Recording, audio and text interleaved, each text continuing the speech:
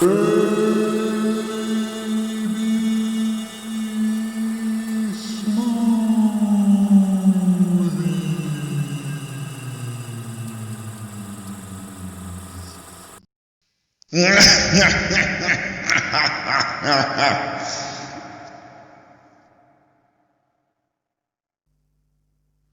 you're still here. So far. Yes, I'm stuck with you for the evening then, which is brilliant because it is the 30th of October. And all of this wonderful stuff that we've been doing is well, it's all here for tomorrow. And we've forgotten to do something. What have we forgotten? Candles. Have to light the last ones to celebrate the season. This one here is we've had since the start of the month, and it won't burn. They've given us a dud. Having none of it. So we will keep it going, and we'll see how many years it takes. A, if we last that long, and B, how long until it's gone. It's going to end up being our mascot. It is, isn't it? Yes. Don't tell Trent. He won't like that. No, I wasn't talking about you, Trent. I promise. There we go. And thank you. And also, because it's Halloween, you can see that our unnamed effigy who has joined us for the past couple of shows, or at least for this month, has brought us something sweet to eat. Yay! We have some gingerbread skulls.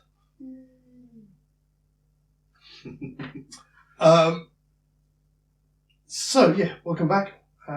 Obviously, if you've been following us this month, you'll know that we've got our competition running to celebrate Zadram's 4th birthday, which was on the 16th of October.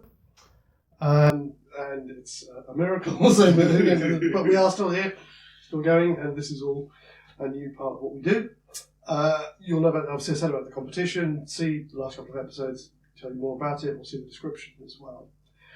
Just a quick reminder for those who haven't had a chance to watch those yet, if you subscribe to the channel, ping us an email to our email address, which is contact@ezadram.com, and leave us your contact details and have a look at the 2 books that we have on offer, and let us know which one that you want. And at the end of the month, tomorrow, or the day after tomorrow, we'll be doing a draw, and the 5 winners will receive which of the 2 books they want as a gift from us to help us celebrate our birthday. Prizes! Yay! So, Halloween tomorrow. Oh yes. Unfortunately, have to that. It's kind of like a dry run for Christmas, isn't it? Where you get everything else and then you have to put it all away again, which is a bit of a shame. Well, I suppose for some people, yes. Okay, yes. Unfortunately, that doesn't include me. But that means it's even more special when we do it next year. Of course. And have you been observing the 31 days of Christmas? 31 days of Christmas. 31 days of Halloween. I do sometimes observe 31 days of Christmas, but also I observe the 31 days of Halloween. And I do my best to get as many in as I can. I don't always manage the full 31, but I usually give it a good go. Anything good this year? Well, but new. Unfortunately, the COVID has prevented a lot of new stuff. Yeah, unfortunately. But there's quite a lot of good stuff to watch on a lot of the streaming services. But actually, I'm really curious to see what you guys might have been looking at in your Halloween season. Tell us all about it, and what were your favourites? Do you have ones that you get out every year, or do you try and mix it up all the time? I'm prone to my favourites. I have to admit, I can be a little bit boring that way. This year I'm going to try really hard to watch a bunch of new stuff. But I've no doubt that the thing will be in there somewhere. Oh yes, absolutely, absolutely. Cool. But yeah, please do. And again, if there's anything you think that we should check out that we may not have heard of, anything a bit more obscure, then definitely let us know. Yeah, just tell us in the comments below, please. Yeah, because if we like it, it may end up on here. Yes, indeed, it might. Speaking of which, as it is Halloween tomorrow, just to let you know as well, and again, it's kind of our shout out for this month to Aaron Waite and Aaron's Games, which is a as the name suggests, it's a channel all about games. Aaron loves games and can't get enough of them. All kinds of games. Yes, absolutely. And sweets as well. You've seen that video? Oh, yes, he does have the giant-sized sweet video. Yeah, which was very bizarre. I think he's hoping to go back to it. But yes, do check out his channel. There will be a screen somewhere, and there'll be a link in the description. Especially as tomorrow being Halloween, we're doing a Halloween D&D one-shot. Oh, it's Halloween time! I know! You got it early again. I'm expecting at least 2 this time. Oh. But yes, we're doing that tomorrow evening, so there's no doubt that will turn up on the channel at some point, for which I'll be in there as one of the players. So yeah, give it a look. Okay, so now we can come back to where we were into the... I'm just thinking. The Dungeon of Terror. The Dungeon of Terror. Where were we? We were in... So, oh yes. We're not in the Imaginarium at the moment, then we're in the Delirium. Oh yes, I think we are. Yeah, certainly. As it is, happy Halloween. Happy Halloween. And please help yourself to snacks. Well, hang on. Let me see. So we'd... So we had covered up to we'd rolled in the scenes to do with them going up into the woods, and then combined the return and the confrontation about that with our equivalent of the silver cup thing, of course. and put that all around the dinner table, which served as a nice foil for the actual dinner scene that exists in the original movie. I really wanted to recreate that because it was such a wonderful set piece, and to see the inverse of that now. Absolutely, yeah. As it's almost like the breakdown itself has been going on around in the background, and this is the first time it starts to impact the family as a group. Yeah, it's everyone. At that point in this scene, everyone is involved in the conflict, in the turmoil. Yes. Whereas previous instances were individual or isolated. Yeah. This is the first time it sort of spills over into the general family dynamic. So I think then, again, I'm not sure because this is the first family scene. So in some respects, the structure of the story is very different. Yes, we haven't because the family that family togetherness scene, it happens a lot earlier in the original film. Because in terms of narratively, we're further on. We're kind of almost up to the point where you get the finger chopping scene. We're close to that. Yes, we're close to where things are starting to tip over into genuine wrongness, and it's no longer a suggestion. There's something definitely wrong. Something definitely is influencing them. I think it does work because as a modern family, they lead very reclusive lives, even within their family unit. So those degradations are more personal. Yes. Yeah, they are. They are. I mean, as you mentioned earlier, it's a bigger house. There's more space. There isn't that. You haven't got that claustrophobic sense of them all crammed into a small environment and living on top of each other. They can go off and disappear into the into their own world. And it's about how it's more now about that kind of personal descent into hell. Yes. But I'm trying to think because the next thing we move on from there. Because the parallel at this point in The Witch itself, you're coming up to... This is almost when Caleb gets lost in the woods. Yes. So we've had the dinner scene and the night of turmoil with the family divided across the property. Yeah.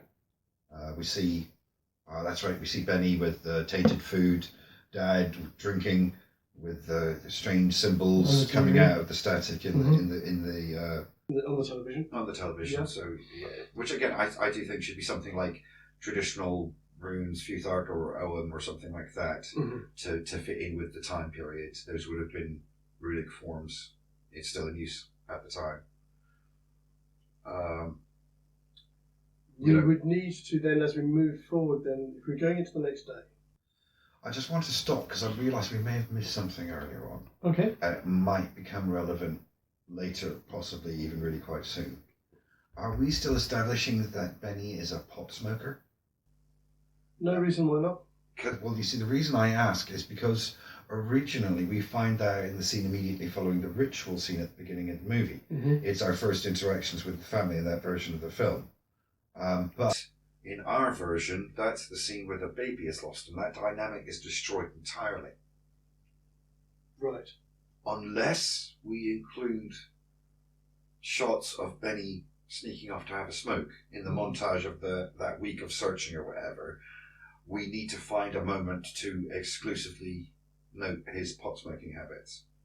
I just got a feeling it might become relevant because of it might become relevant because it might become relevant as to that's why he's sneaking out in the morning. Go meet his dealer. Oh, and Lavinia follows him. Yeah. Yeah, that's a possibility. That's good. But that's what I mean. It might become relevant. So we need to we definitely need to establish that he's a pot smoker. Yeah. But also because it calls back to sin and indulgence. It does. Yeah, absolutely. Yeah. You know, there's a gluttony to it. Yes. I think, I must admit, it's one of and those... a sloth, of course. Yeah. It's kind of two sins in one. Oh, Jesus. Yeah, it is. Yeah. No, I think I hadn't thought about it. In my mind, it was always there in the background. I hadn't given much consideration as to how it figures into the story narratively. I just thought, it's the thing that he does. It doesn't change. But no, you made a very good point to bring it up and highlight it. Especially now because it's a way of moving the story forward. Yeah. That's his reason for getting up. He's got to go and meet his connection, go and get some drugs. Okay, so, all right. Okay, good. We're moving forward then. Are we saying that he's supposed to be meeting this connection on the property, or is he going right out into the woods off the property? Excuse me. I imagine he's going a little way. Mm. He wants to keep it as quiet from the family as possible. Of course he does. Yes. So, and it may be that's as far as the guy goes. He's going to cut through the grounds to meet him out on the road. Yeah. Somewhere. That's what his intention is. Lavinia is up, or his movements and getting up wakes her up. And she says, "Well, because of the way because of the whole thing at the beginning with baby Samuel disappearing. Yeah, we haven't got the moment where she goes, "Oh, yeah, well, baby's off smoking with Ezra." Yes, that's what I. So yes, yeah, that's it what figures in narratively. And we also don't have Ezra, so we need to see that Benny is the smoker. Yeah. So if it's in that, we can include it in here because she can then still use it as leverage to allow him to let her come with it. Yeah. So Benny's theoretical dealer kind of plays the role of the itinerant beggar of the witch. It's lovely. The itinerant trader. It does, yes. Oh wow. Parallel. I like it. It's a nice. We're calling back to our own version of a movie. I know. When did that start? That's great. Yeah. We will have to keep an eye on that. Of course. But yeah, no, I like it. They sneak off. So yeah, he sneaks off into the woods. She follows him. So she probably doesn't confront him right outside the house. She probably catches up to him in the woods. Do you want that, or do you want them to have it? Because it's literally because in the original, Thompson said, "You either let me come with them, or I don't go and tell them." So they go together. You're right. Yes, it could work just as well. Yeah. The same way. I just liked the idea that she would already be in the woods by that point. And so it'd be harder for him to refuse her. So she's in there doing a thing? No, that she's followed him. But I see. She's caught up to him once he's some way into the woods. So it's like... if she's taking Comet, then that would make sense. Yes, of course, because we need to lose Comet, don't we? Mm-hmm. We need to lose Comet, you're right. And we're forgetting about Sam too. Well, this just happens now as well, doesn't it? This happens now as well. Yeah. Well, so presumably, Sam, because we noted earlier on that Sam is very much Benny's dog anyway in the original version of the story. Mm-hmm. So of course, if he's going for a long walk in the woods, he's going to take Sam with him. So Sam's already with Benny. You going out in the woods? So you've just been graced with my random dog impression. And I think from that, that was. What was that? Sorry, the first thing that popped into my head was when I used to live in France with my friends. This is a tangent alert. There will be one here. Tangent alert! Tangent alert! Doing not acknowledge it. But was one of my friends whose daughter bought a Labrador, a golden retriever. Oh, right, yes. And little lab puppy. Oh. And picked him up and I was like, "Oh, he's lovely," and he was like, then just turned, spent about 2 seconds looking at me, and went, and just it all the way. I was like, the full-on puppy experience. Yes. yeah, absolutely. So, and I'm sorry about that, folks. It's the most terrifying thing that's going to happen to you this Halloween. Hopefully. Back to the story. Yeah, Yes. back to the story. So in the woods, we've got Benny's got Sam. Yes. So I'm thinking, instead of her being like literally directly woken up by him getting up, I think that maybe she gets woken up when he closes the back door. Yeah. And she sees him going off into the woods with Sam. So she'll be a moment or two behind him, and she gets on Comet to catch up with him in the woods. And that's why I was thinking that she would actually, it would be a little ways into the woods, not right outside the house, that confrontation would happen. So I would then throw in... She could still theoretically turn around and behind. It might even be, we could see her manipulating him. So I would also then throw into that, she's up, because at this point she's getting slightly clued up that something's not right, and is preparing to go and to do another ritual in the forest herself. Oh, okay. Now, this is a thing we didn't discuss before when we were discussing parameters. Does she have the Necronomicon? Because because coming back to my agenda earlier on about the dichotomy involved, is that if you look at it from that point of view, I mean, it's still very much the same in the original version of The Witch. It's about the corruption of a pure soul. Instead of it being about innocence, it's about two opposing viewpoints of magic. Really. Magic. Yeah. And because like when she's doing the ritual at the beginning, that's an Alexandria. No, yes, it is Alexandria because she was invoking the angels of the wars. Yeah. So it was Alexandria. So that's a very, I mean, Wiccan, Alexandria, they're all very friendly forms of witchcraft. They don't do curses, and if they do, they warn you very strongly about it for various reasons. It's she even mentions that, doesn't he?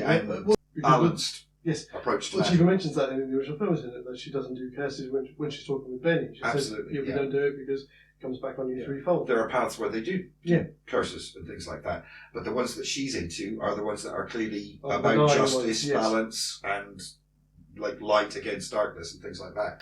And her picking up the Necronomicon would be her first step on the path to corruption. See, this is the thing. There are enough parallels between these two films that are matching up. So this is the thing, a deeper level that we need to decide if we've allowed that a new version of The Witch is very much, it's a Lovecraft story set in the period of The Witch. Yes, but instead of it being the colour, it's The Witch. Yes. Which is alluded to in Lovecraft's mythology, so it certainly works within that context. So I think then at this point, I don't think she's sure, but she's recognised things. Yeah, well, but maybe that's why she's looking in the book. Yes, and that's why she's going out at the dawn to perform a ritual as a protection ritual for the family. Oh, and then she catches it. And then she catches Benny and sneaks out with him. That's nice. It gives us two motivations in the same scene. Yes, I think I agree there. Yeah, that's good. It's combining, show don't tell with a little bit of exposition that's necessary. Yes. Yeah, I like it. Yeah, I agree. So no, I'm wrong. You're right. We should confront them outside the house. Yeah. Well, no. You're right. Right, but no. Yeah. We're both right. I'm right. So she's wandered out into the woods and she sees... No. She's preparing to. She's getting her bits together and she sees Benny leave. And then, so follows him. And then follows him. So still so as I described it. So you were right in terms of they meet outside the house, but the reason why she's up at that hour is better. Yes, it's better because it starts rather than she wakes up because of a noise he makes. Yeah, of course. She's already up. Yeah, that's great. Yeah. It's an economy of time and so many things right with that scene. If you wanted to get a little bit Hollywood with it, he says questioningly, but unsure. Again, it's something that is a nod to the original film of Colour Out of Space. So Benny's gone. She's seen him. We see her leave her room, head downstairs to follow him. Right. Yeah. And as we see her pass with her back to the corridor behind her, just at the end of the corridor is Jack. Just sitting watching. Yeah. Because we've already been showing her influence. He's been talking to the lady in the well, hasn't he? Yes. Yes. I like it. Because again, it's show don't tell, but it's just there. It's got creep factor, but it's also got context within the story. Creepy kids. Well, creepy kids are creepy kids. That's why they're great. Even though I hear that you really shouldn't work with them. Yes. I can agree to that. Yeah, I can attest. Yes, I've had to work with teenagers before, but never truly young kids. Not in my film. Yeah, I don't know if I can say that. It's not so much the kids. Sometimes it's kids' parents. Oh, right. I never would have thought of that, but I can see what you're. Yes. But okay, before we go off on a tangent. Yeah. But I like that. I like because it gives us the creepy kid image to put the chills up your spine, but also gives us some context to the influence that might be, and because it's influences that are being exerted on the household, and because Jack's connection or his involvement, his presence in all of this is so much more muted in this because he's not singing songs and being accusing about other people in the family. All he's doing is making little drawings. You see, this is one of those things I kind of have this suspicion, but I've never had the time to sit down and pause through every little bit because so many of the times the children are singing in The Witch, other people are talking over them. Yes. But I suspect that if you actually listen to all the songs the children sing, I bet you anything you like they're predicting what's happening in the film. Oh. I know you're going to make me have to go and check. I suspect that if you listen, there is another layer in there. You make me like an onion, baby. I really do. I think there might be another layer, but there's so much stuff going over it in the sound that you'd have to find some way to isolate it and properly listen to it, every little bit they're singing. Well, I'd say this again, if anybody knows. Yeah, if anybody's done that, please, let us know. Yeah. Because that would be fantastic. Yeah. But sorry, that's kind of a tangent. But tangent, but no, it's cool. But good with it. Coming back to Jack's relationship with the lady in the well, he hasn't been singing. He's been. So what we said he was talking very quietly, maybe muttering. Yeah. Muttering under his breath. Yeah. Because again, children whispering, it's a creepy thing anyway. But yeah, so we just see him sat there, and that's it. Yeah.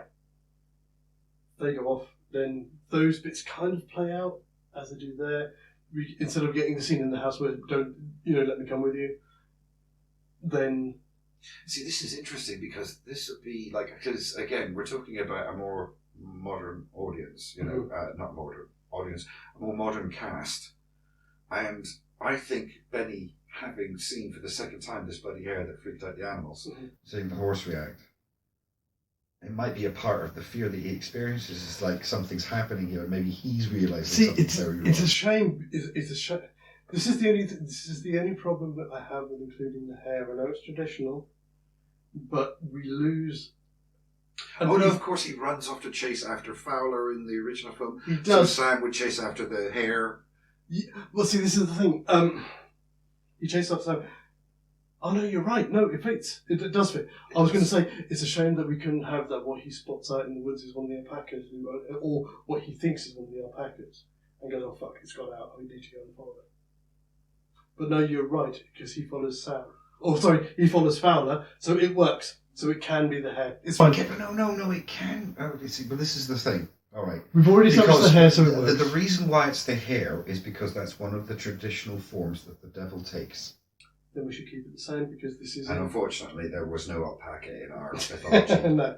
back in the 1600s. No, so I think it has to be the hair. Unfortunately, even though I really like him seeing the alpaca, because it really gives him much more motivation. Sam's run off and the damn alpaca's out. Yeah, that would give him so much more reason.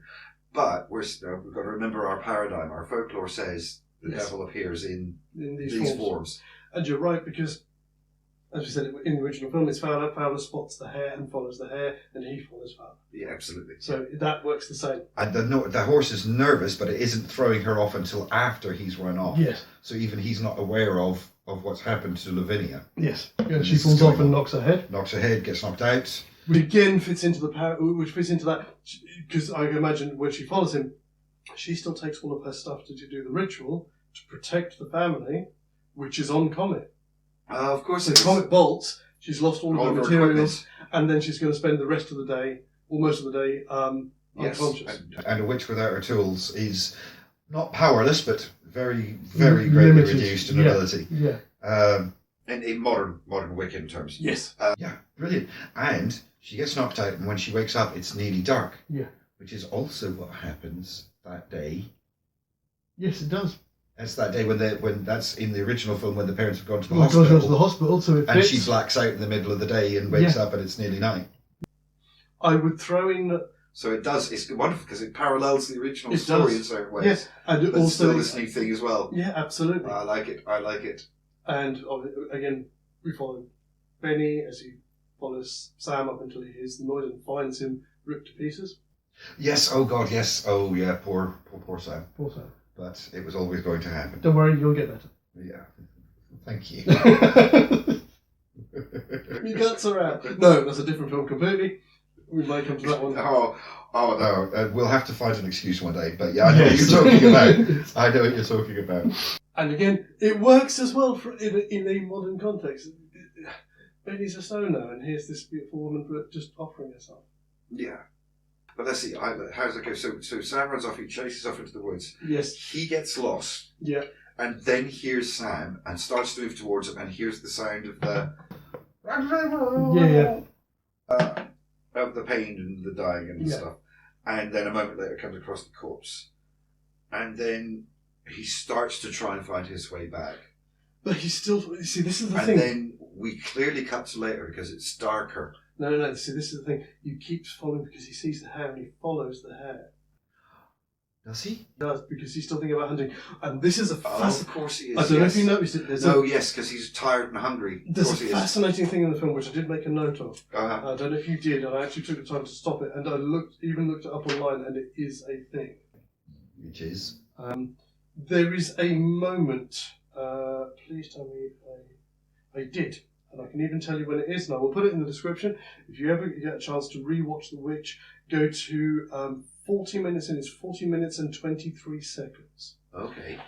When I was watching it, mm-hmm. It's after he's found Fowler, after Kelly's found Fowler, and he's Yeah. following the black rabbit because he still thinks it's a rabbit, it's food. Yes, of course. And he's going through the underbrush. It's a hare.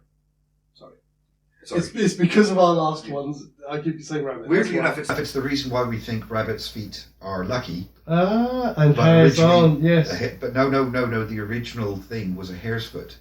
Oh, okay, I didn't know that. I did not know that. The hare was an agent of the devil. If you caught it and killed it and took its foot, Yes. you had its luck. Okay.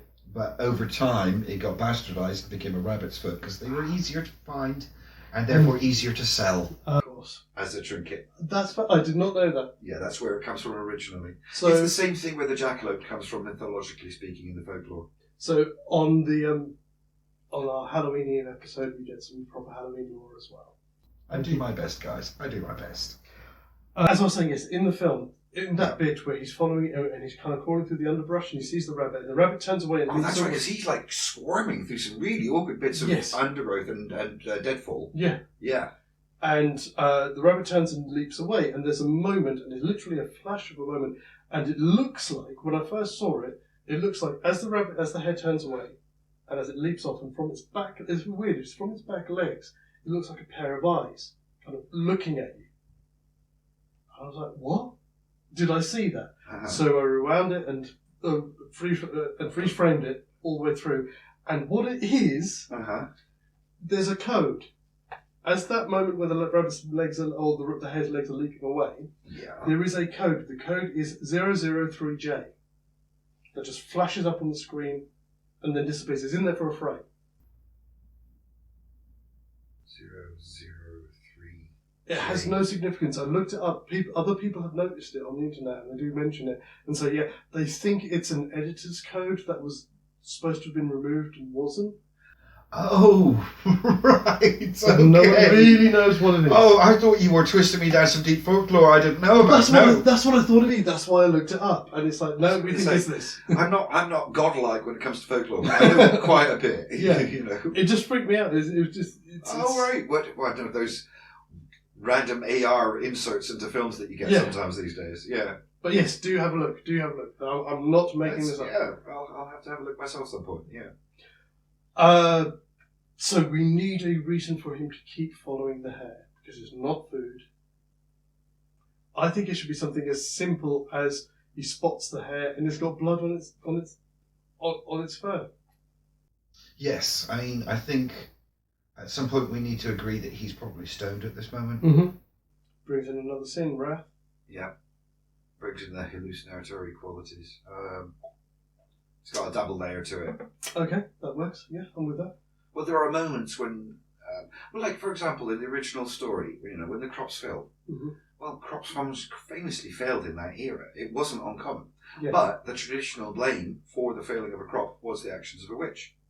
So, in one context, of course it was the witch. In another context, it could have just been bad luck. maybe they picked bad ground, bad soil. Mm-hmm. So it's got a double context, and playing things like that into this, something similar would be, Benny being very high, possibly hallucinating a little bit, or is the witch or Black Phillip influencing his Or you could go, perception? or we could go the other way, that he's not high and he's in withdrawal.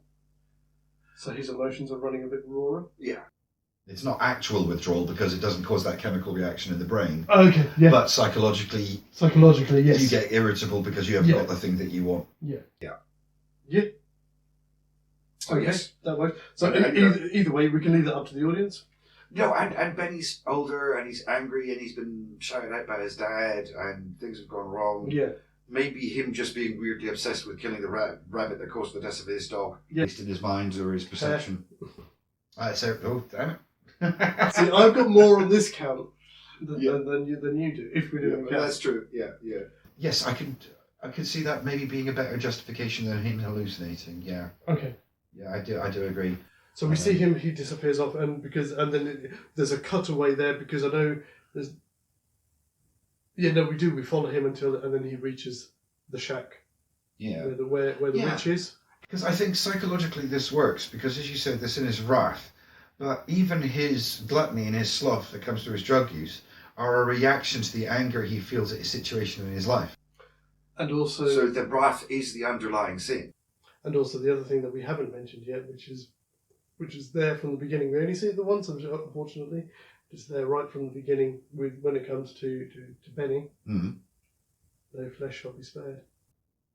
Oh, yeah. Yeah, it's such an odd quote for him to have on his wall because he does not seem at all punky or out there. But every time I see that bit on the wall, it's like, I know there's a deeper level to this. I know there's a deeper level, not just the simple foreshadowing on the wall. I think there's more to it. Maybe I need to look at what that actually is. Is that a biblical reference? I must admit, I don't know whether it's a biblical reference or if it's a Lovecraft reference. I really should check that out and be sure. But Because it also, I do think there's a deeper meaning beyond it simply being a prophetic.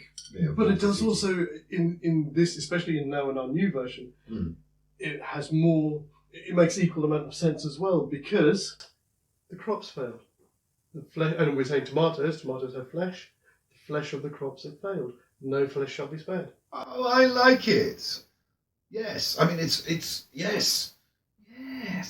We take something from the original film, bring it into the new context, give it new meaning. I like it. Very good. Like it. Well done. Gold star. Thank you. So then we follow him through until he meets the witch, and that proceeds. Yeah. Now, in the original film, we then switch to Mum and Dad looking for the children. Looking to William and Catherine looking for the children. I would at this point like to throw in a moment that is analogous in both films because we haven't found a point for it yet. Right. Okay. Can you hold that thought for a second? Of course. Because I just want to move back to the end of that I see. Okay. Because we've got Benny, who's in a different mental state than Caleb. Mm-hmm. So I think there needs to be more. There needs to be some kind of more interaction when he meets the witch. And also because I think he's supposed to be slightly older as well. Oh yeah, he's definitely a few years older than Caleb. Okay. What are you thinking?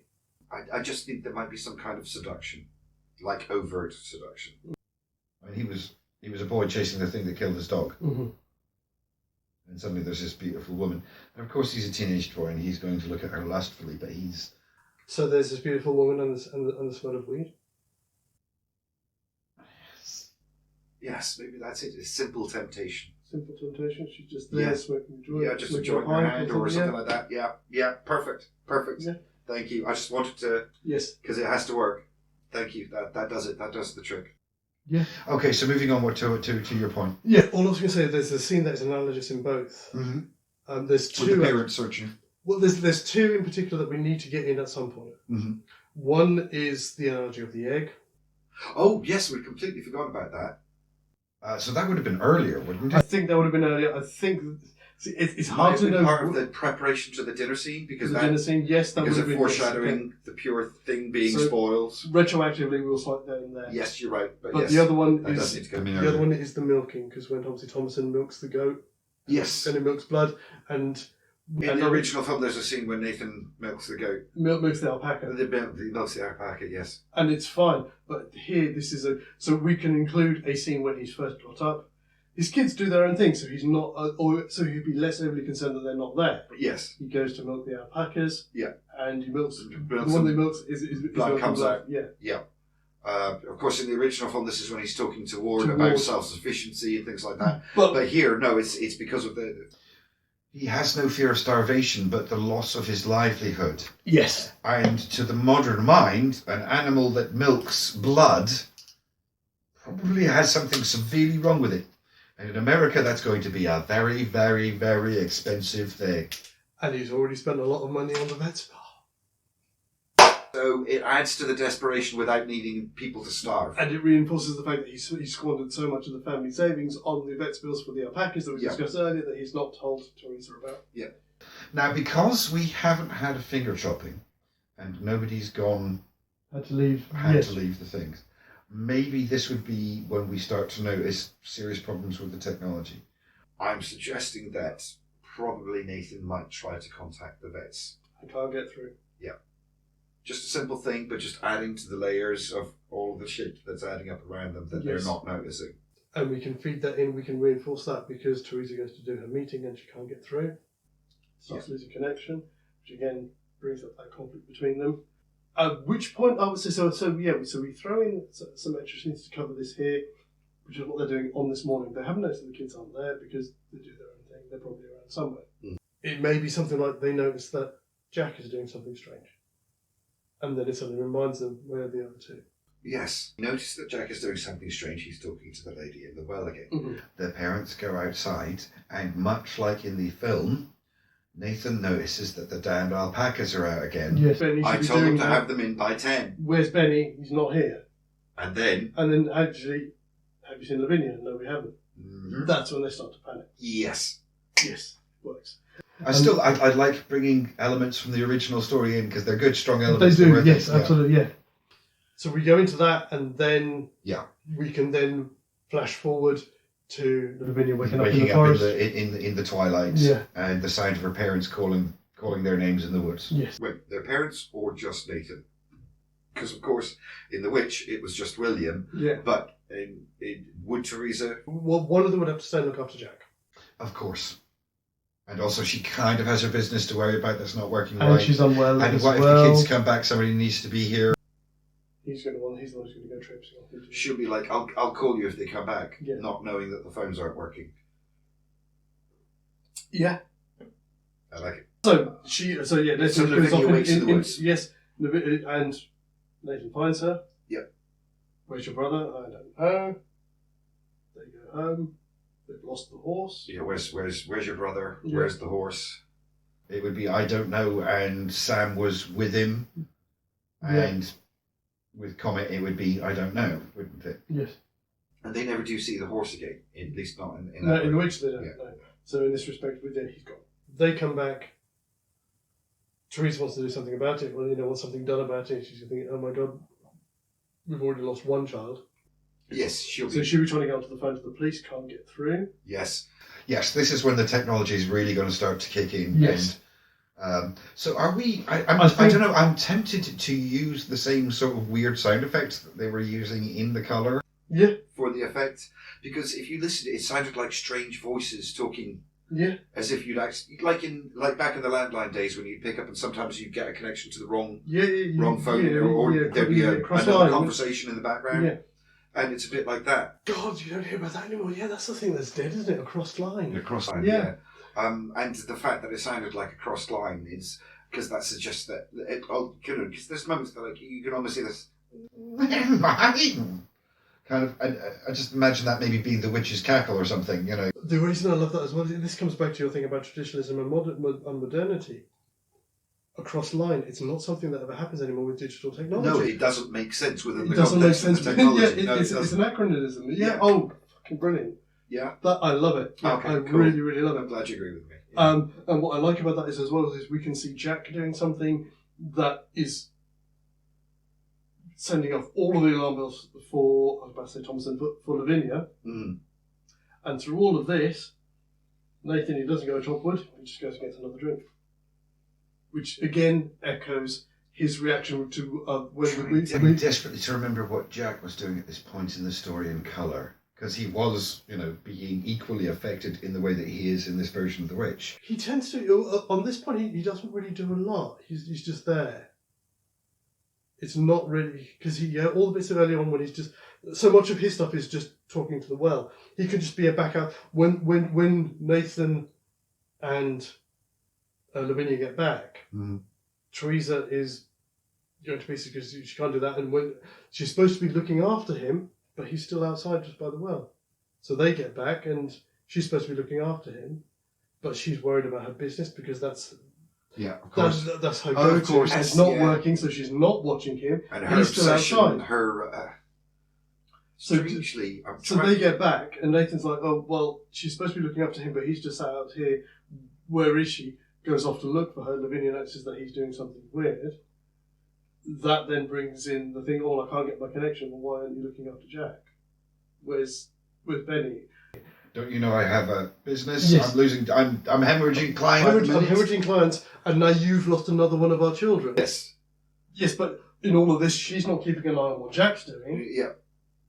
And his result is the same as it is when the meteor lands. His go-to is, I'm going to go and get another drink. Yeah, at this point, Nathan's starting to lose his stuff. Yes. I like that we're not going to specify in any way whatsoever if that's just the result of his nature or if it's the influence of the witch. Yes. I like it. I like something like that because it's so intrinsic. I like the idea that we wouldn't ever suggest. Just... So you like that, It's up to the viewer to decide, is that his nature or is that the influence of the witch?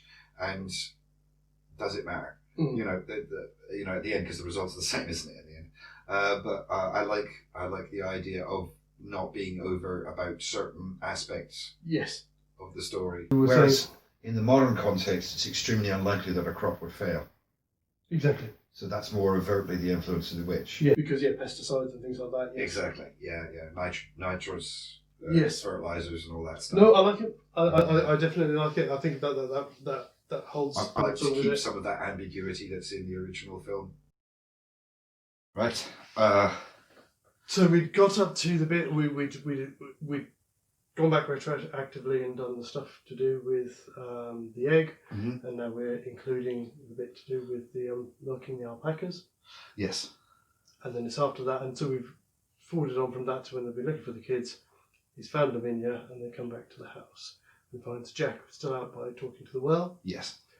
Mum's inside, supposed to be looking after him. Yes. Finds out that they can't find Benny. Panics, blames him. He goes off and starts drinking. Lavinia starts to notice definitely that something's wrong. So because we've truncated this, are we saying that it's the same night that Benny comes back? Like a day in between in the original, in the witch? A day and a night, I think. Yeah. Yes. I think it's because she wakes in the dusk. Mm-hmm. So she comes back to the house at night, and it's the entire following day they look for her, and it's out in the night when there's the argument and everything And she has to go out and she goes out to put the goats away and finds him out there. Yeah. So no, actually, I don't think that needs to change. Okay, so you want them to have that day where they're worrying about what's happening. Yes. Now this is one of those things. Actually, first of all, in the original Witch, this is when the confession about the cup occurs, because Mother starts to blame Lavinia for Benny going missing, and Father steps in and admits that it's him that it's him that's been causing these problems, as it were, who's behind the issue. But so we need a reason for why she would blame Lavinia. Let's make it nice and modern. Maybe she thinks her father's been taking money out to give her money for her expensive witchcraft tools. Those things are not cheap. I know it's not the same sort of scale, but in the irrational justification of her mind when she's looking for someone to blame. Okay, I like the idea. I would change I would suggest a counter to the witchcraft being the cause. She can only find out from the records that it's something to do with livestock. She thinks that he's been giving her money for the horse.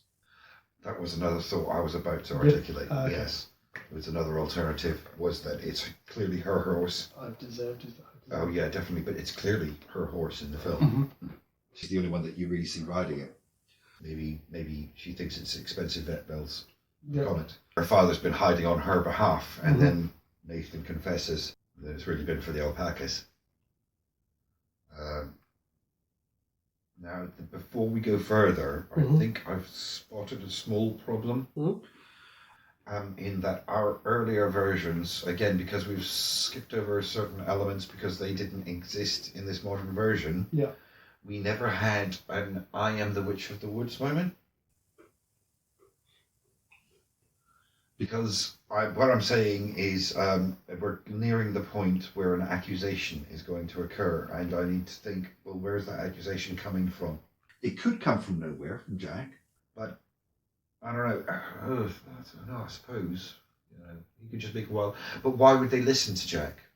This is the 16th century. Children aren't considered capable of making valid accusations against their siblings or peers or elders. This isn't 1630 when anybody could make an accusation. So we need to know where this accusation is coming from. There's two things here. One, you've kind of already answered your own question, and two, there's something else that we've kind of missed, which could play into it, but it's not overly necessary. Two separate points. Okay. The first thing, you've already kind of covered your own question, is because Lavinia is interested in witchcraft. Oh my God, look, you let her do this, we've let her do this thing, now it's infecting Jack. Okay.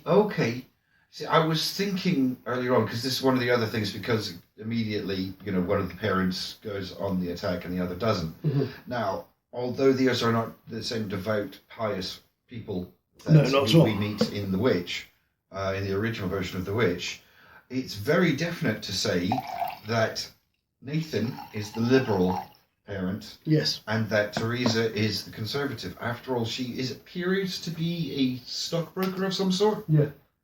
That's a conservative viewpoint. Yes. And of course, conservatism tends to run alongside religious conservatism. Yeah, that makes sense. So it's possible, although they appear like they're a hippie-ish family, that secretly, deep down, Teresa is an old-school conservative who's married a hippie. And she's hidden it all this time, but under these influences that she doesn't understand, those things would come to a fore. Yeah, absolutely. No, I like it. That works. Cool. Yeah. But the other thing I was going to say that we have kind of missed, but again, it's not a problem because there's enough of it in there anyway, is that exchange between Teresa and Lavinia, which says you're practically throwing yourself at him. So that element of lasciviousness. But it's already in there. But no, because that's paralleling the very scene we're talking about. It's a moment of accusation between the mother and daughter, which is what we need. So we know that's in there, that she's got that conservative nature. And even more protective of Jack, because as far as she's concerned, she's suddenly lost 2 children. Yes, of course, yeah. The police aren't doing anything. Have kind of given up on finding Sam. Now we can't even get through to the police to let them know about Benny. That's the underlying theme of what I'm trying to get to. Right. Okay. Yeah. So we have these 2 confrontations, and again, Lavinia noticing something's wrong with Jack. They were having the argument in the house. Yeah. Where's Benny? Blah blah blah blah. So now we have another day to fill. No. Well, no, from what you said, this all that was all supposed to occur. She is found as night is falling. But we're saying that Benny doesn't arrive back at the house, which is the next major thing that happens in the story, until the following night. All of this occurs during the day.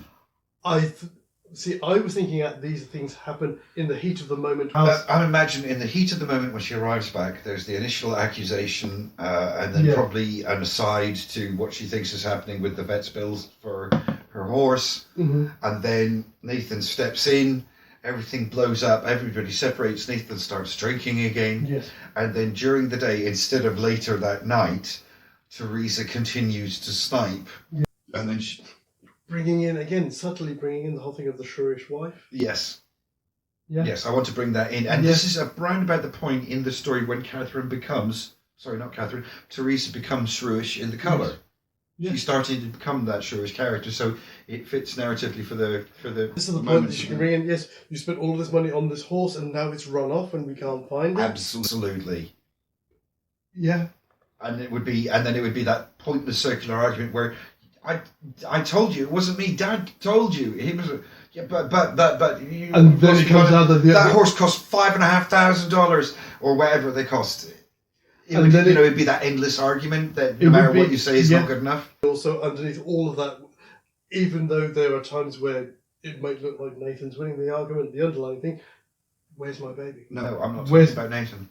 No, I know you're not. I'm talking about Lavinia. Yeah, I know. But all I'm saying is that underlying all of that, especially for Teresa as well, who's being the source of argument, the underlying cause for all of this is that, where's my baby?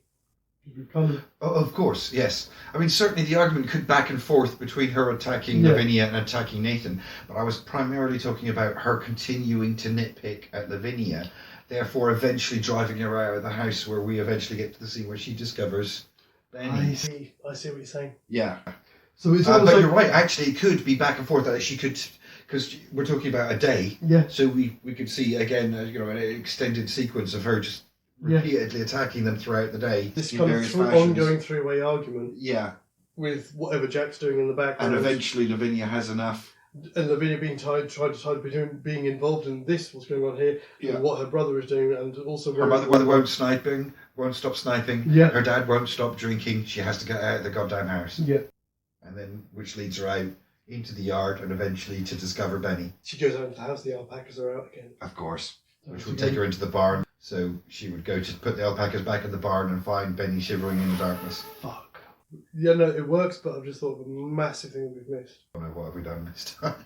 Jack talks to Black Phillip. She knows he talks to Black Phillip. Yeah, I know. I'm sorry. What? We haven't got a parallel of that she knows that there is something wrong with Black Phillip.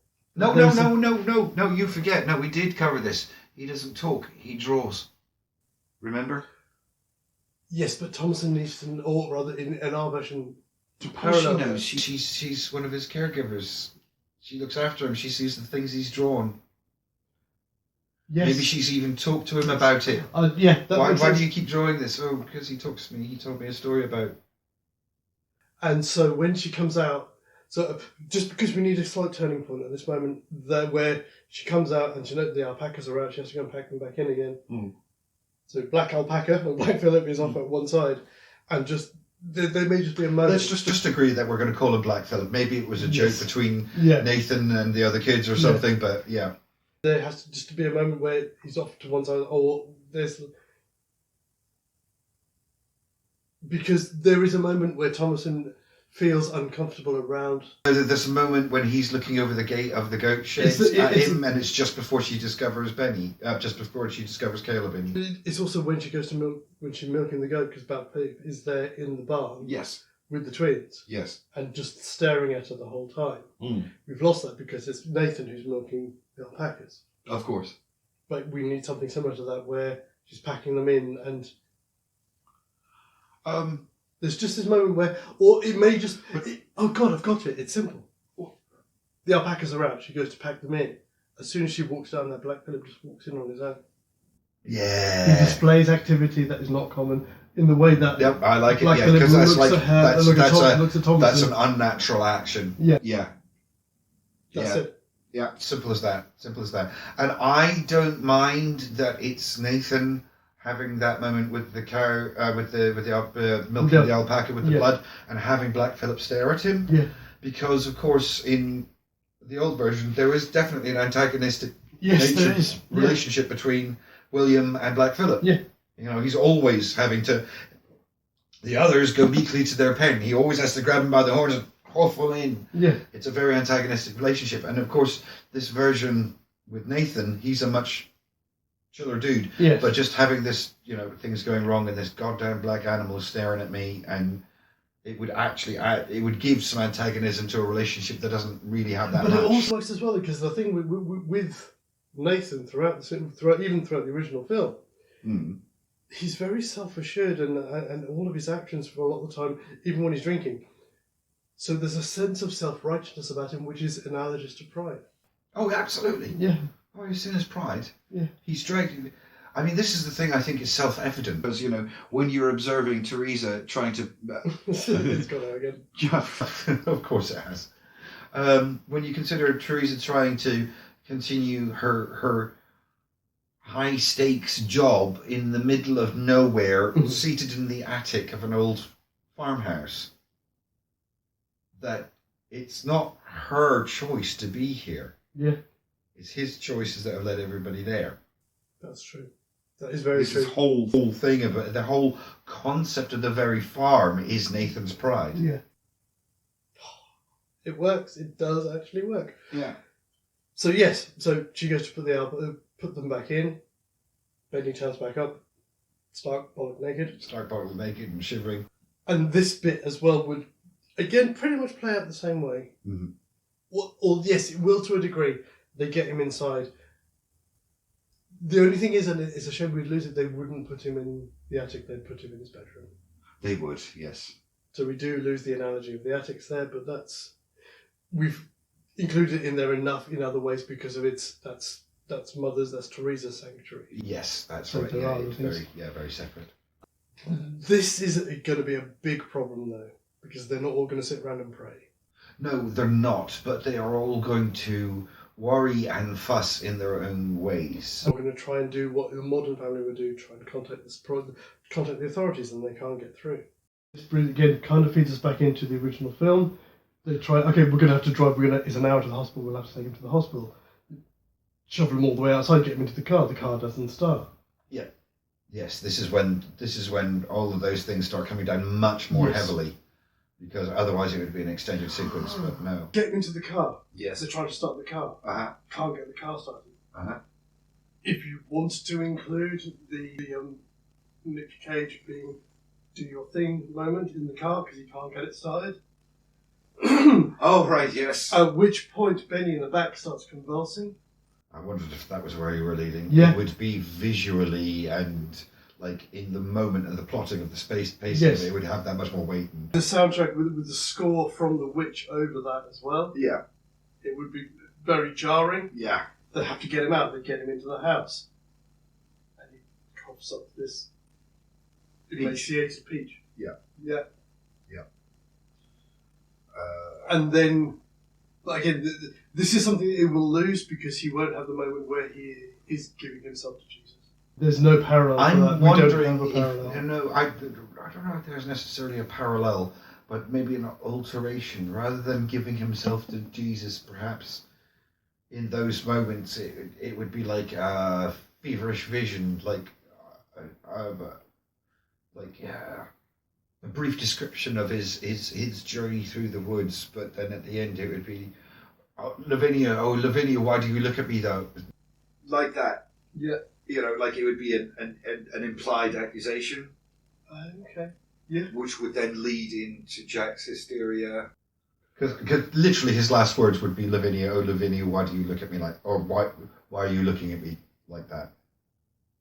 Or something, it'd be a little more modernized. It wouldn't be so poetic, but it would be an implied accusation. And then with Jack's, with him reacting to all and this. of course, Teresa's going to be hysterical because her kids just stopped breathing. No, I've got it. What? Parents are doing what a modern parents would do. They're trying to contact the outside world. Yeah. For help. In any state, help is third party, you can't help yourself. That's what they're doing. Lavinia is doing what she does best and trying to help him through witchcraft. But her witchcraft jars with what's influenced Jack, which causes him to have his... He's not reacting to all the parents. It would be her fault. Would literally... Because her magic is... Her magic is counter Yes. the magic that has caused all of this, and that affects Jack. Yes. And that is so that is analogous to the scarification. Yes. That she does in the original film. In the background, there's the family around the bed, and he's, maybe in the foreground, she's doing. Dad's trying to get on the phone, can't get any answers. And the peach comes out. Yeah. And while she's trying to do, she's trying to do her ritual. Her ritual to protect the family. Yeah. And Jack starts to feed off that.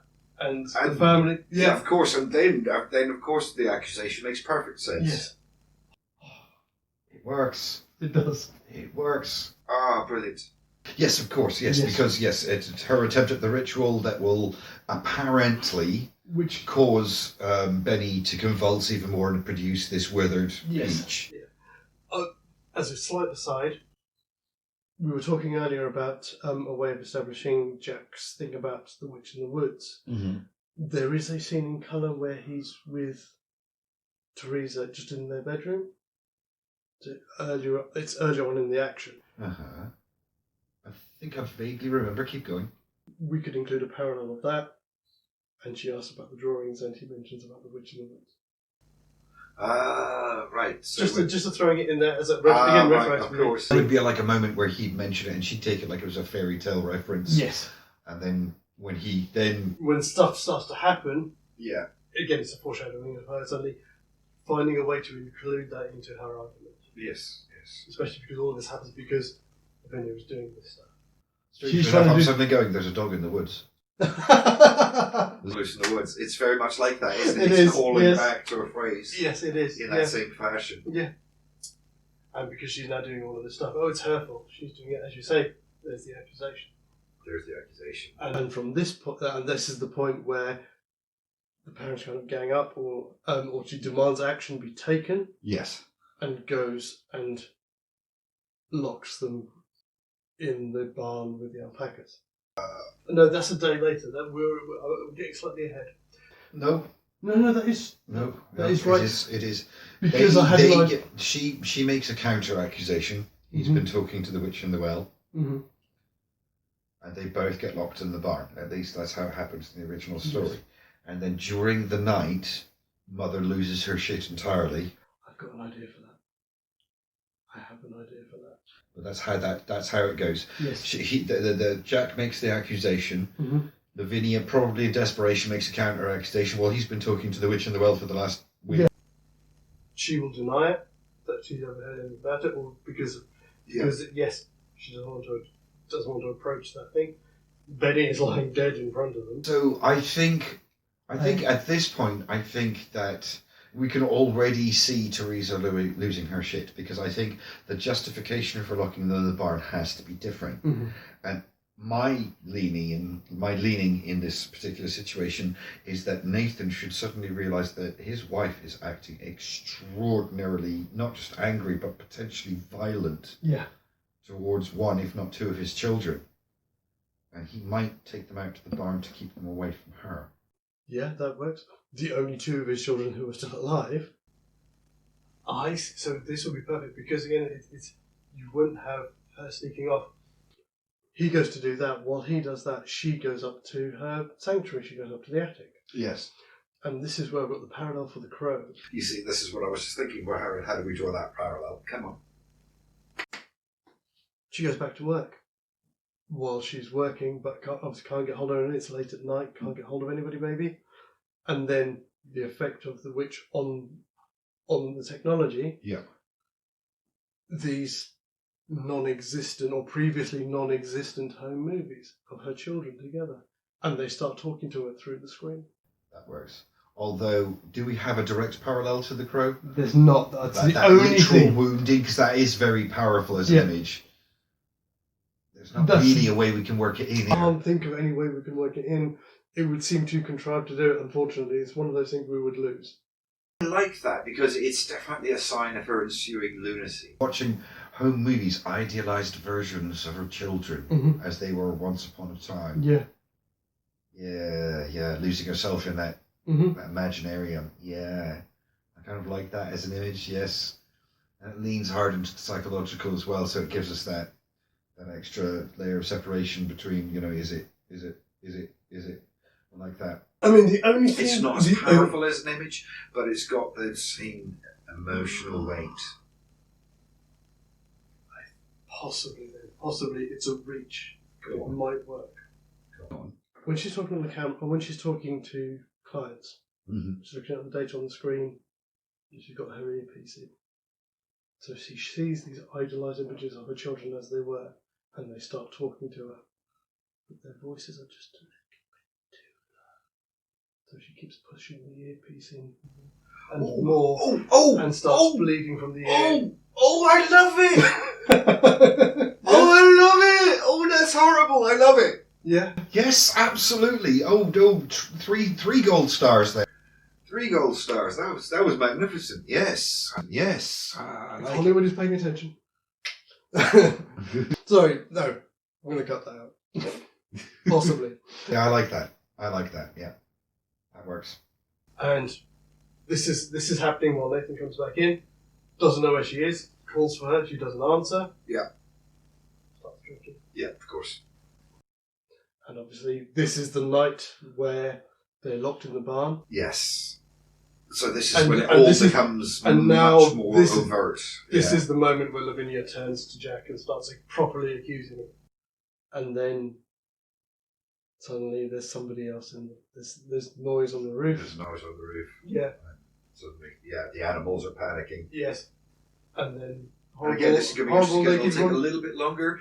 Because it's not a goat shed, it's a barn, so there's, it's the roof's up there, it's going to take a, so the bit, and the animals getting ever more panicked. Jack's backing away from the animals and away from her. This is an interesting, because this is the one moment of confrontation. They turn around and the witch is there and looks at them as it's milking the goat. Does Lavinia try and do something of protection against it? But think about this. They're in a barn, not a goat shed. Yes, so the animals aren't directly there. They're in pens. Oh, they have to go. So there's that. Yeah. And then a moment of silence. And there'd be the Lavinia and Jack looking at each other. And then there'd just be this. Oh, God, they have to go and look for it as well. Yeah. Yeah. And then the door being pushed open. Yeah. And just her there feeding. Yeah. Yes. And then again, it's the nearest thing you get to a direct confrontation, because Lavinia would probably try and do some kind of something of protection against it. And this is where her magic is found wanting. There is an implication that the witch does something. Yeah. And then Thomasin wakes up the next morning, much as she did in the woods. Yeah. So maybe something. She does something, maybe it just cuts to black. Yeah. But yeah, Jack's just gone. Yeah. The next morning. Gone. Yeah. And the alpacas are dead. This again, so I think in our version it would play that Nathan wakes up in the chair, the TV's still flickering, he's got his glass just drops out of his hand or whatever. Mm-hmm. He goes outside, and then this is the thing. Alpacas don't have horns. I was thinking it would be hooves. So just they're not. I know they're not hooved animals. They're sort of a weird sort of paw, but just like a kick from a horse or a donkey. So he comes outside. He sees the devastation, and amongst it is just Black Phillip. He knows him to be a docile animal. Yeah. So instead of the chickens being all dead, it's the goat. It's the alpacas that are all dead outside the barn. The barn door open. It's not just the chickens; it's the goats. Yes, but we have no chickens in this story in our new version. Oh, of course, yes. Which is why I was saying the alpacas are all dead. And there's just so he just sees them. He goes down to have a look, and yes, of course I forget, because we don't actually see Black Phillip until he attacks, do we? We don't see Black Phillip in the witch until he attacks. He comes out, he sees the devastation, and then gets hit. Yeah. So it'll be the same thing. Yeah. It'll be the same thing. Yeah. He comes out, he walks down the garden, past the well, and sees the devastation, and then suddenly gets hooved. Yeah. And then probably just trampled on. Which is where Lavinia comes out. There's no wood pile, and I'm trying to think if there's anywhere that. I don't know. He might get kicked down the well. That wouldn't work because it doesn't figure into anything else that he's been doing in the film. The wood pile is symbolic because of the Tropic of the Wood. Except that Jack has been talking to the witch in the well. But otherwise, trampled is... Yeah. And also, Nathan being kicked down the well kind of reflects Benny going down the well in the original version. Yes. Yeah, that's true. Because, I mean, either way, it'd kill him. Again, either supernatural, natural. An alpaca kicks a man down the well. We've already established that that Jack talks to the well, so it's not inconceivable that earlier on in the film there's a scene where he tells him off for talking to the well, so it's got and he's the one who ends up in it. Yes, it's not explicit, but the suggestion is there. It's slightly ambiguous. It could just be that alpaca kicked a man and he fell down the well. Yeah. Or it could be the witch god. Which harks back to him telling Jack to stay away from the well because it's dangerous. Yeah. Yeah. I like it. Cool. Right, I like that one. sort of very, very close to the end here. So Nathan screams, perhaps I'd say awaken this has been the Teresa. hardest one so far. It has been hard To work follow it to make it work, to make it make sense. It's taken more time to make sure that the themes fit to the visuals than simply transposing scenes. Absolutely, no. Yeah. Themes matter in both of these films, so Yes. I do. I've definitely been pursuing that myself. But it does make extra work. But the action of what we've just seen again coincides with Lavinia waking up Yes. and seeing this. I imagine, just to simplify things, Nathan screams as he's knocked down the well, and Yeah. it's enough to wake Teresa. because although she's plugged in one ear, she still Yes. hears out of the other, so Yeah. his screams are enough to wake her. Yeah. And then, so you have the confrontation, the mother and daughter confrontation. Yeah. Which leads to her. I mean, and see, this is where there's no. I mean, we've not seen anything to do with any kind of tools or anything for her to strike her down with. Yes. Do you think we need to check off this? Oh, well, maybe Oh, see the something. one piece of equipment that wasn't lost with a comet was her athame. Her ritual knife. Yeah. Maybe she keeps that on her belt. Yeah. And when her mother puts her thumbs around her throat, Yeah. it's She- the only thing she She can can hide. reach. Yeah, and goes for it. Yeah. Which comes back to the corruption of the Yes. of the magic, because that's a ritual device. It's only It's, meant it's to a be used. sacrificial knife. It's not meant to be used for drawing blood. To be used for drawing circles and Yes. things like that. It's not meant to be, and that's a desecration of the instrument. It feeds into the narrative of a sacrificial knife. Yeah. So yes. Oh, perfect. Yeah. Yes. Yay! They And then she looks around at what's happened to them. Of course. Possibly even tries to contact somebody from the outside world. Still can't get hold of anybody. no. And then just there's one alpaca left. I imagine in at least in my mind's eye, our version, instead of her approaching Black Phillip, it would be that after a period of time, because there's that period of time when she kind of wanders around and she sits Yes. in the house and stares, Yeah. and that slowly Black Phillip would just wander into the Yeah. yard. And she'd get up and go out and look at him, and then start talking to him. And maybe he would make the alpaca noise, which is that sort of kind of, yeah. And she'd It could hear the even be- noise and get up and walk out. So how about this? There's wherever she's sat inside the house, outside of one of the windows there's a window box, and he just comes up and starts doing what ruminants do, just gnawing at the grass outside the window. Yeah, but Yeah, I and just, he's just you there at the need window. something Yes. for her to notice. And then she follows them out through all of this devastation into the barn. Yes. Well, does it have to be the barn? I don't know. I suppose it's whatever pleases you most cinematically at this point. Because again, she's not, because in the Witch she went out to the goat shed, which is where Black Phillip was to talk to him. Whereas in our version, he approaches the house. He's out in the yard. But at the same That's time, the only reason that conversation happens inside the goat shed, is because she comes out to him when he's there. Whereas in this version, he's but he's approaching. not. He's outside. She comes out to him outside, Yes. and he walks back in. Okay. Why? He's a goat. This is where he holds court. You come into my environment and talk terms with me. That's the symbolism I took from it. I think that works as a parallel here. You lay with the animals, which is very much a Catholic thing. I do not remember that at all. I remember her going out to the yard, stepping into the goat house without Check it again. any interruption, and then she speaks to him and asks if he understands her tongue. And there's a long pause, and then he answers. I'm strongly saying I'm sorry, but that's not the. I might be wrong, but I may be wrong. I always say I may be wrong, but I genuinely do not think I am wrong. I think she walks deliberately into the goat shed because that's where he is. And then she bows down I think we both have to because look she's at it walking again. into the goat shed, and she speaks to him, and she asks him a question, and there's nothing, and then she says, "Do you understand my tongue?" I remember her coming out of the house, him standing out in the yard, seeing her, turning and walking in and her following him. The idea is It's that one of those things we can't even check it on Netflix if we want. no, we can't. Yeah. But I still say what I said still counts. She has to go and lay with the animals, which is again a sin. She goes into the animal's house to parley with him, which comes back to what you said before: having dominion over the earth, over the lowly animals of the earth. Oh, right, okay. It's interesting because that's not at all what I meant. But, yeah, I suppose you got a point there. Yeah. But the question is, what might she like the taste of? Because butter isn't so much of a luxury to. That's the other thing that I was going to come to before that came up. Yes. What would she be tempted by? The truth? Because I suppose she was just searching for a form of truth from being a witch. Wouldst thou live free of persecution? Yeah. Would thou live free of doubt? Yeah. Maybe something more philosophical.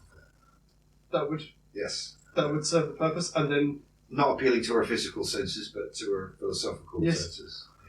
and then the end of that plays out as it would do. They go out into the woods, Out into and the there's woods. the coven there. And it's the old way. Yes. And it would be, I don't know, there'd be some small touch that would really truly reinforce that this is not the magic she practiced at the beginning of the film. Yeah. There would be a very physical demonstration that it's different. I'm not sure how you would go about doing that specifically, but there have to You be. must unlearn what you have learned. But yes, yeah. And then we get to the end, and that plays out as normal. Yes. Jesus, we made it. Fucking hell. We actually made it to the end of this. I didn't think we would. I wasn't sure if we had anything at all when I first started.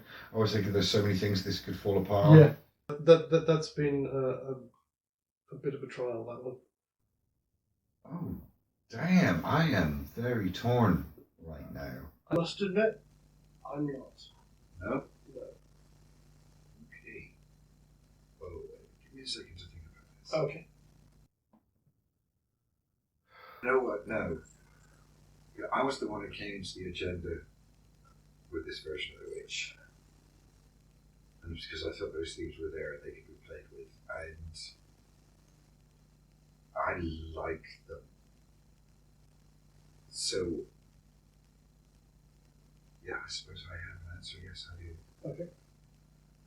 I think I like this new version of the witch. There's some layers there that I wasn't expecting to find. I was expecting more trouble. No, hang on a minute. Am I just going with the thing I said last? You have 30 seconds to decide.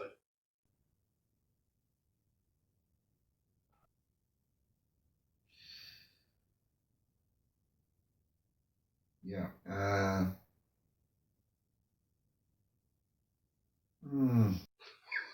God damn it. I like the themes of The Witch, but I think there is more terror and horror, and that's what we're talking about, is horror films. Mm-hmm. I think there probably is more horror in our version of The Colour. As much as I... It was the one that that's the one I would have gone for. Yeah. I decided early on. I like the things that I tried to introduce to The Witch. Yeah. But that's because I had an agenda. Yes. They pleased me because I had an agenda and they worked. It still I think works there's as more a film. terror in Yes, The Colour. it's still the new version of The Witch still works as a film, but it is muted because we lose an integral part of it, which is 17th century mentality. Yes. Which is so fundamental to how that film works. That's very Whereas, if you take something that is quintessentially 20th century terrifying like Lovecraft, but then you put it into a context where it can conceivably be understood by late Middle Ages sensibilities. Yeah, absolutely, yes. You have a winner. You're The appealing to terror different. is so complete. Yes, which is why that's the original. Our new version of The Colour was always the one for me. It took me a moment because I was so pleased with some of the things that we brought to this. I was expecting The Witch to be so much of a problem. I was so pleased with what we got out of it. Yes. And for a moment, it clouded We my wrung vision. everything You're we right. could out of it. We wrung The everything. Colour Yes. is the terrifying film of the two. Yeah. Yeah. Because you've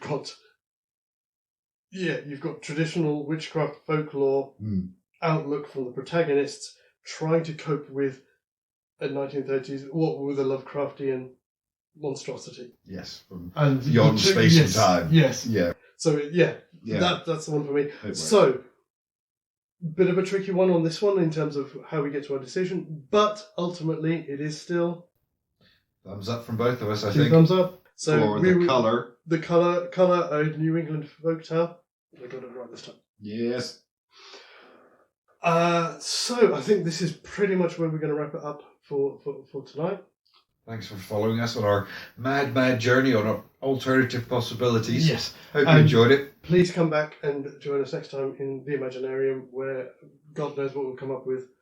I'm reaching for ideas at the moment. But more importantly, something we didn't mention earlier, thank you for joining us for what is, we put this in double figures. We're now up to 10 episodes. Double figures! Yes, double figures on the eve of Halloween. So happy Halloween, everyone. Be safe and obviously be well, and may you have at least one moment of marginally benign terror this evening, because it is the season.